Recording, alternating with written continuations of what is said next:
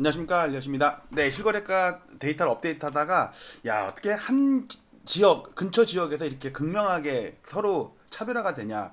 우리가 보통 생활권역을 5개로 나누잖아요. 그러면 오른쪽 위쪽을 동부권이라고 그러잖아요. 8개 구가 있습니다. 노도강성, 중동, 성광. 그러니까 노도강이랑 그다음에 노도강, 중동이 중량구, 동대문구, 그다음에 중동, 성광, 성동구, 광진구.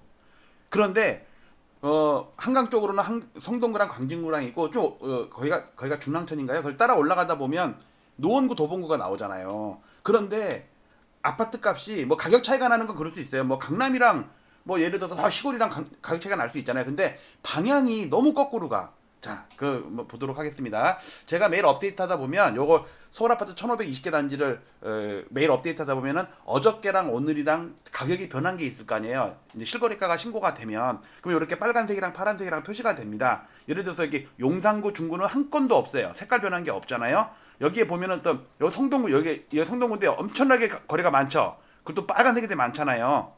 그 다음에 여기에 보면 서초구는 시가총액 큰 데가 없어. 이렇게 띄엄띄엄. 그래서 요거를 갖다 지금 여기가 요 부분이 여기가 노도강성, 중동, 성광. 요거를 확대해 보겠습니다. 요렇게 노도강성, 중동, 성광. 조금 더 키우면 요렇게 됩니다. 시가총액 순서기 때문에 요 뒷부분은 그냥 좀 무시할게요. 앞부분 시가총액 큰 순서대로 한 거니까. 자, 노도강성, 중동, 성광. 자, 노원구, 도봉구랑 성동구, 광진구랑 너무 극명하게 차이가 나요. 자, 보시면 일단 오늘 좀 확대를 해볼까요? 노원구랑 도봉구만 주로 확대 좀 크게 볼게요. 자, 오늘 노원구가 0.04 플러스니까 별로 크게 거의 변동이 없어요. 플러스 마이너스가 섞였어. 네, 이렇게 색깔 변한 게 이렇게 있습니다. 중계 그리는 마이너스 1.4, 상계주공은 플러스 2.0. 그러니까는 플러스 마이너스가 섞였으니까 거의 보합입니다. 보합. 근데 도봉구가 꽤 많이 빠졌어요. 이게 0%대 두 자릿수거든요. 0.6. 보통 0.0 몇이에요. 보통은 0.6 빠진 거는 되게 많이 빠진 건데 보니까 시가총액 1등인 창동 북한산 아이파크가 3.2%나 빠졌어요. 하루 만에. 어저께에 비해서. 그 다음에 도봉안신도 7.78% 폭락한 거예요. 이 정도면 폭락한 거예요. 근데 상승한 것도 있는데 상승한 거는 0.09, 0.41이에요. 근데 하락한 거는 1%대, 그러니까 3%대, 7%대야. 자, 그 다음에 참고로 노원구는 91개 단지, 도봉구는 50개 단지. 제가 어디는 왜 91개고 여기는 왜 50개냐? 그러면 각 지역의 그 구별로, 그러니까 제가 1520개를 골랐는데 1등부터 1500등까지 딱 잘라버리면 거의 강남, 서초, 송파 이런 데서만 나오지 뭐 노원구, 도봉구에서는 거의 나오는 게 없어. 그래서 강제적으로 지역마다 시가총액 90%를 차지하게 자른 거예요. 그게 노원구는 91개 단지, 도봉구는 50개 단지예요. 50개만 해도 거의 8, 90%는 되니까. 그다음에 쭉 가가지고 성동구, 광진구다. 성동구도 0.68%면 엄청나게 많이 오른 거예요. 이거 여기 보시면 동대문구 0.2%, 여기서 중량구 0.01% 이렇게 안 되잖아요. 광진구 0.49%도 많이 오른 겁니다. 자, 그러면 뭐가 많이 오르나 보면은 하왕심리, 센트럴 뭐가 있어요. 잘렸어요. 0.85. 근데 하락한 것도 있어. 행당한 지도 많이 해서 1.5야. 근데 중간중간에 옥수 레미안 3.6%, 금호벽사 3.1%, 행당 리버비 6.6% 이렇게 중간중간에 급등한 아파트들이 섞여 있으니까 마이너스가 나온 거를 상쇄하고도 많이 올랐죠. 그 다음에 광진구에서는 구의 현대는 현대프라자인가 이게 0.8% 마이너스인데 광장 현대가 또 5.6% 플러스예요. 이렇게 쭉쭉쭉 내려가면 이렇게 해서 많이 있는데 자, 요걸 갖다 그래프로 표시한 게 요겁니다. 자, 요 오른쪽 게 오늘 변한 거예요. 어저께랑 오늘이랑 변한 거예요. 그리고 이 오늘 것 중에 어떤 거는 8월 달 게 있고 어떤 게 9월 달 게 있잖아요. 두 달, 30일에 걸쳐서 신고가 되니까. 그래, 이걸 분해해 보면 8월 달보다는 9월 달 거래가 많이 신고가 됐나 봐. 근데 성동구는 8월 달에도 올랐고요. 9월 달에도 올랐습니다. 참고로 요 신고된 것들은 한 일주일에서 보름 전 거라고 생각하시면 돼요. 어저께 계약하고 어저께 신고했는 건 거의 없어요. 보통 빠르면은 한 4, 5일, 늦으면은 한 20일 이렇게 걸려요. 근데 여기 보시면 도봉구가 마이너스가 크죠? 방금 했잖아요. 노원구는 조금 플러스야. 근데 여기 보시면요. 성동구, 광진구는 오늘도 플러스가 크죠? 일주일 전, 보름 전 겁니다.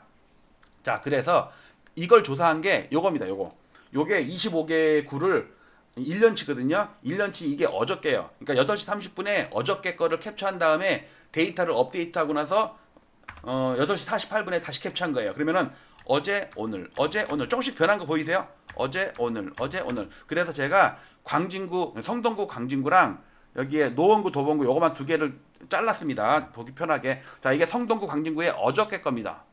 계속 오르고 있죠. 오르던 건 올라요. 자, 근데 어저께보다 더 올랐어요. 오늘. 자, 보세요. 어제 오늘 성동구 오늘도 팍 올랐죠.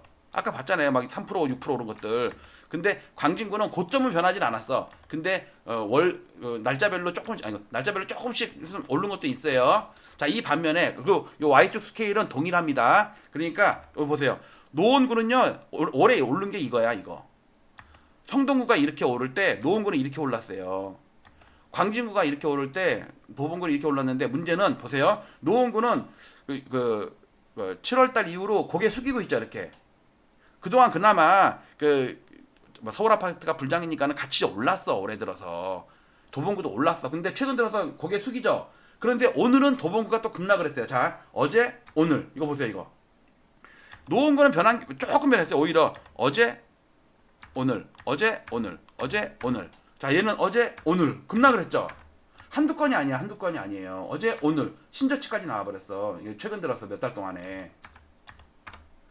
자, 그래서 실거래가 업데이트 하다가 요 데이터를 보고 1520개 단지의 그래프를 확대해서 이렇게 보여드렸습니다. 자, 한지붕이라는 거는 동부권을 얘기하는 거예요. 중량천 위를 걸쳐갖고 서울에서 오른쪽 우측 오른쪽에 있는 거. 그러니까 이거를 동부권이라는 동부권 8개고, 노도강성, 중동성광, 이 중에 노도랑 성광이랑 비교를 했는데 너무 차이가 나는 거야.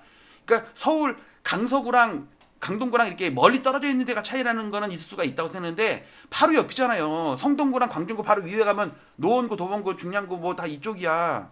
무슨 은평구 쪽에 있는 것도 아니라고. 참 이거는 너무 물론 이제 돈이라는 거는 돈 될 때를 쫓아가는 게 뭐 당연한데, 정부나 서울시나 이런 데서는 이렇게 빈부격차, 그다음에 가격의 차별화 이런 게 너무 심하게 나지 않게. 왜냐면 노도강 이쪽에는 인프라가 안 됐잖아요. 근데 한강벨트나 강남이나 이쪽은 인프라가 잘 돼 있잖아요. 정부에서 돈을 엄청 씌우고 도로도 만들고 지하철도 더 만들고 근데 그게 결국은 우리 헨리 조지의 토지 공개념, 저는 1년 안에 도입된다고 주장을 하고 있는데, 그게 바로 정부에서 지출된 것만큼 아파트 값이 오른다고. 그 지역에 강남구에다가 돈을 때려 넣으면 강남구가 더 오르게 돼 있어. 그러니까 강남구 자기네가 잘난 것만 해갖고 오른 게 아니라고. 국가의 자원이 그만큼 거기에 이렇게 몰빵을 시켜줬단 말이에요. 노도강 쪽에는 안 시켜주고. 위정자분들 점차 좀 바뀌어가기를 바라면서 방송 마치도록 하겠습니다. 여러분들 오늘 하루도 굴러가세요. 6월 9일 날 올린 건데, 제가 제목에다가 혹시 우리도 하면서 물음표를 던졌는데, 일본의 잃어버린 30년 시작은 대출 총량 규제. 지금까지 대출 경쟁을 하던 은행들이 그날을 계기로 일절 돈을 빌려주지 않기 시작했습니다. 갑자기 대출 끊어버린 거예요. 이게 진행되다가 그걸 가속화시킨 요인이 있어요. 뭡니까? 그거를 빗대면 우리나라에서는 어떤 대책이 나올 것인지 제가 볼 때 한 1, 2년 안에는 나올 것 같아요. 아, 대책이? 예. 뭐냐면 토지 공개념. 아, 잠깐만. 아니, 그거 되게 위험한 발언이야. 네. 세금 제도는 그 당시에 일본이 지조라고 그래가지고 토지세를 도입을 처음으로 했어요. 폭력단 신법도 범죄와의 전쟁을 벤치마킹한 거고, 일본의 지조라는 것도 우리나라에 있던 종토세를 벤치마킹했다고 이따 신문기사에 나와요. 종합토지세. 예. 지금 명칭이 바뀌었죠. 이거를 유출해 본다면 저는 한 1, 2년 안에 토지 공개념이라는 게 도입이 될 것 같아요. 노태우 대통령 후보가 이제 당선이 됐어요. 12월 달에. 자, 여기에 보면요. 토지 공개념 도입 확대. 아, 저 얘기 맞아. 이게 88 올림픽 때 할 거예요. 여기 보시면요. 토지 공개념 당론 윤곽 민정당. 이게 이재명 대통령의 현재의 무기예요. 앞으로 토지 공개념을 어떻게 도입할 건지 제가 시나리오를 해보면 그거 좌파 이념이다. 공산주의 이념이다. 그 헨리 조지의 이념에서 나온 거거든요. 그러면 어떻게 이재명 대통령은 왜냐면 내가 가장 존경하는 노태우 대통령님께서 처음에 이걸 제시했고 민정당에서도 당론으로까지 했던 거다. 왜 반대를 하냐? 왜 지금 반대하냐? 이제 이렇게 빌드업을 할 게 저는 뻔하게 그려져요. 그럼 그 당시 35년 전에는요. 국민 84%가 찬성했대요. 이 시나리오를 잘 보면서 앞으로의 시나리오 한번 계획을 한번 해보세요.